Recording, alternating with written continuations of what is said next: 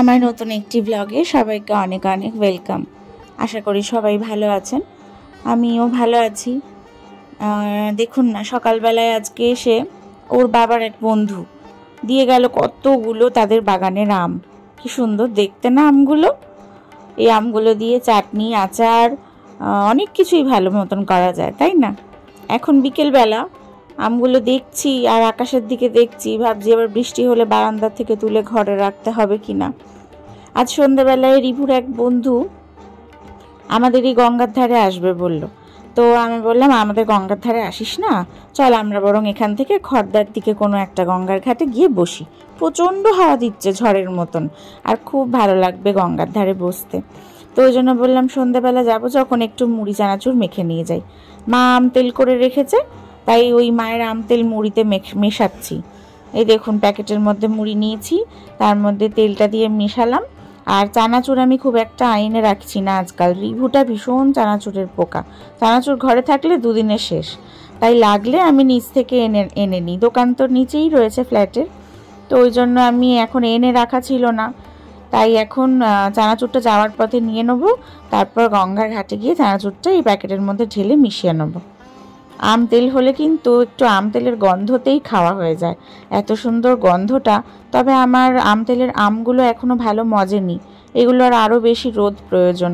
আমার বারান্দায় আসলে সেভাবে রোদ আসে না, সেই জন্য রোদে দেওয়া হয় না। আর ছাদ তো সেই 5 তলায়, কে যাবে বলুন তো ছাদে দিতে? দেওয়া নেওয়া তো খুব মুশকিল। যাই হোক, সেটা দেখবোক্ষণ। চলুন এখন বেরোনো যাক, কারণ অনেকটাই সন্ধ্যা হয়ে গেছে আর ওরা ওদিক থেকে বেরিয়েও এসছে, এখন প্রায় 8টা মতো বাজছে। আমরাও বেরোই, পৌঁছাতে মোটামুটি 10 থেকে 15 মিনিট লাগবে টাইম। চলুন তাহলে।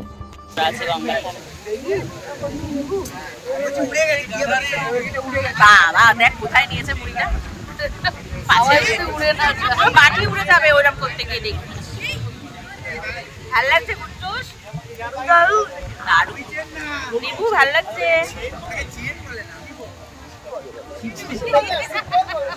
কেমন লাগছে মুড়িটা বলো একটু।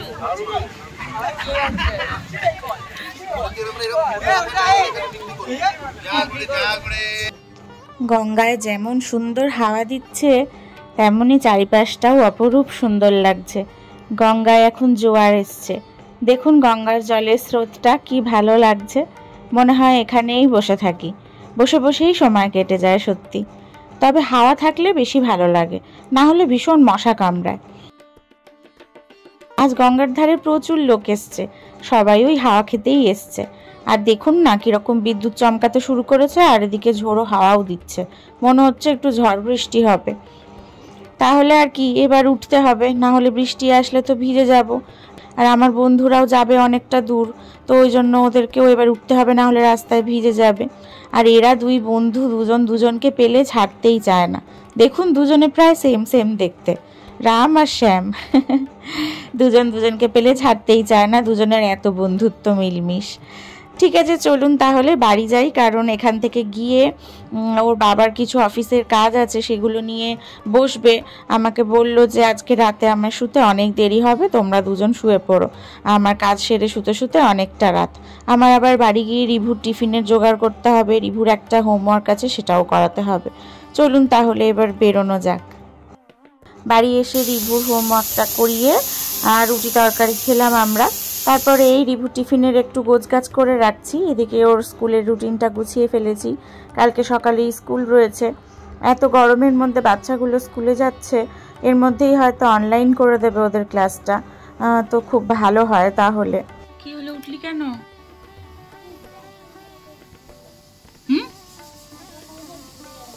শুয়ে পড় তাড়াতাড়ি শো। 12টা বাজে, এখন আমার ঘরে সিটি পড়ছে। এই দেখো 12টা বাজে, এখন রিভুদের স্কুলের যা টিফিনের মানে ঝামেলা করেছে না, সেই টিফিনের ঝামেলার জন্য আমার ঘরে এখন রাত্রিবেলা 12টার সময় আমি টিফিনের এই জোগাড় করে রাখছি। কালকে কর্ন দিয়ে আর লেমন দিয়ে ওই বাটারে একটু টস করে ওইসব দিতে হবে, সকালবেলায় উঠে ওসব করে তারপর ওকে টিফিন দেবো। তাই এখন একটু সিটিটা দিয়ে রাখছি, সুবিধা হবে সকালে উঠে।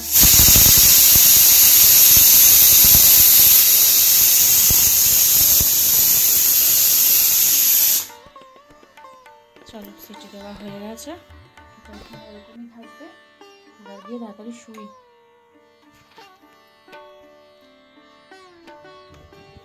বুবলু চল চল তাড়াতাড়ি ঘুমো, তাড়াতাড়ি ঘুমো, কত রাত হয়ে গেল। ঘুমো তাড়াতাড়ি। গুড নাইট বলে দাও সবাইকে, গুড নাইট বলে দাও। গুড নাইট যায়নি তাই, তাড়াতাড়ি ঘুমা। চলো তাহলে অনেক রাত হয়েছে, এবার শুয়ে পড়ি দুজনে মিলে মা ছেলে।